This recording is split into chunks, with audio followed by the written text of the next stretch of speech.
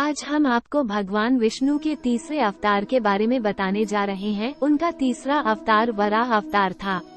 जब कश्यप ऋषि की पत्नी दिति की गर्भ से हिरण्याक्ष हिरण्यकश्यप नाम के 2 जुड़वां शिशुओं ने जन्म लिया, तब समस्त पृथ्वी जैसे एक नकारात्मक ऊर्जा से भर गई।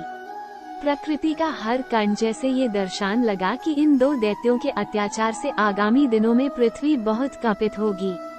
कहा जाता है कि जो दैत्य पैदा होने के साथ ही बड़े हो जाते हैं, उनके उत्पात की कोई सीमा नहीं होती।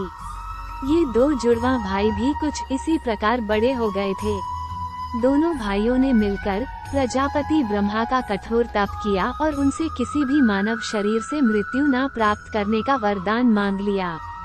बस फिर क्या था, ब्रह्मा से अजेयता व अमरता का वरदान प्राप्त कर दोनों दैत्यों की स्वेच्छाचारिता और उद्दंडता की जैसे सभी सीमाएं खत्म हो गयी। हिरण्याक्ष ने अब तीनों लोकों में विजय प्राप्त करने का निर्णय कर लिया और गदा लेकर इंद्रलोक की ओर चल पड़ा। सभी देवताओं को जब इस बात की सूचना मिली, तब वो सब इंद्रलोक छोड़कर भाग गए। इंद्रलोक में किसी को ना पाकर हिरण्याक्ष तब वरुण देव की नगरी विभावरी की ओर चला। वहां जाकर उसने वरुण देव को युद्ध के लिए ललकारा।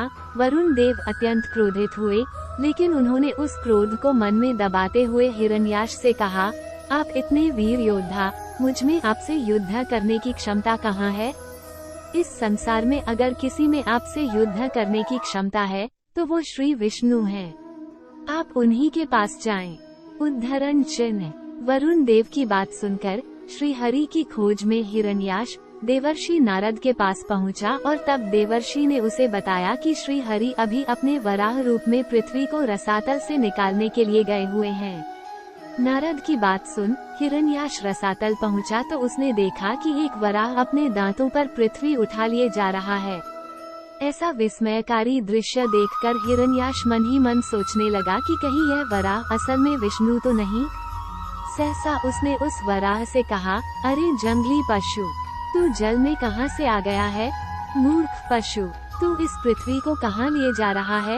इसे तो ब्रह्मा जी ने हमें दे दिया है। तू मेरे रहते इस पृथ्वी को रसातल से नहीं ले जा सकता। तू दैत्य और दानवों का शत्रु है, इसलिए आज मैं तेरा वध कर डालूंगा। इसके बाद हिरण्याक्ष ने प्रभु से और भी कई तीखे शब्द कहे, लेकिन प्रभु अपने पद से टस से मज न हुए। हिरण्याक्ष ने तब फिर कहा, अरे विष्णु, तू इतना काया क्यों है? मैंने तुझसे इतने कटु शब्द कहे, फिर भी तुम मुझसे युद्ध नहीं कर रहा। इतना कुछ सुनकर भी श्री हरि का ध्यान हिरण्याक्ष पर नहीं गया। एक बार पृथ्वी को अपने स्थान में स्थापित कर देने के पश्चात श्री विष्णु की नजर हिरण्याक्ष पर पड़ी। उन्होंने हिरण्याक्ष से कहा, तुम तो अत्यंत बलवान हो। बलवान लोग प्रलाप नहीं करते, बल्कि कार्य करके दिखाते हैं। तुम इतनी बातें क्यों कर रहे हो? आओ मुझसे युद्ध करो। उद्धरण चिन्ह। ये सुनते ही जैसे हिरण्याक्ष का खून खौल गया और वह भगवान विष्णु पर टूट पड़ा। प्रभु बड़ी आसानी से उस असुर के सभी शस्त्रों को नष्ट करते चले जा रहे थे। इसके बाद हिरण्याक्ष त्रिशूल लेकर विष्णु की ओर दौड़ पड़ा और प्रभु ने तब सुदर्शन चक्र का आह्वान किया।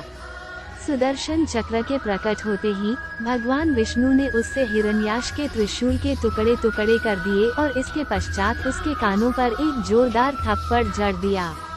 ये थप्पड़ इतना तेज था कि हिरण्याक्ष की आंखें बाहर निकल आईं और वह निश्चेष्ट होते हुए जमीन पर धराशायी हो गया। इसके बाद उसी सुदर्शन चक्र से श्री हरि ने हिरण्याक्ष का वध करते हुए धरती पर उसके अत्याचारों पर सदा के लिए विराम लगा दिया। भगवान विष्णु के हाथों मारे जाने के कारण हिरण्याक्ष बैकुंठ चला गया और वहां के द्वार प्रहरी के रूप में अपना जीवन व्यतीत करने लगा।